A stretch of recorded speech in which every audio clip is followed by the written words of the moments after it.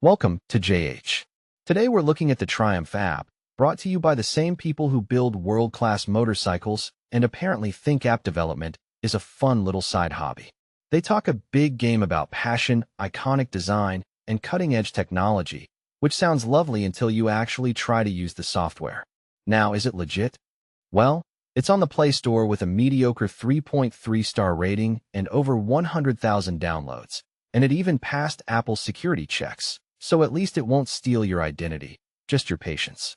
Triumph also boasts a massive social media following, including 3.4 million fans on Facebook, most of whom are likely there to see if anyone else's Bluetooth is also refusing to cooperate. They even provide a real email, phone number, and physical address, which is great because you'll probably have a few choice words for them eventually. Now for the thrilling part of the experience, the actual performance. Many riders are finding the navigation about as reliable as a paper map in a hurricane.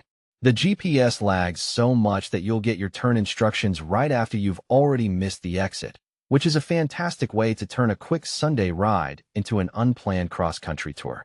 Then there's the ride recording, which works whenever it feels like it, and the genius feature where incoming calls go to your phone instead of your helmet. Because nothing says premium experience like pulling over to dig through your jacket for a ringing phone while your bike stares at you in judgment. Route planning is also stuck in the dark ages, offering only basic stops with zero ability to plan on a PC. It's essentially the digital equivalent of buying a high-performance sports car and finding out the radio only plays static. So is the Triumph app legit? Yes, it's official, it's safe, and the brand is clearly active.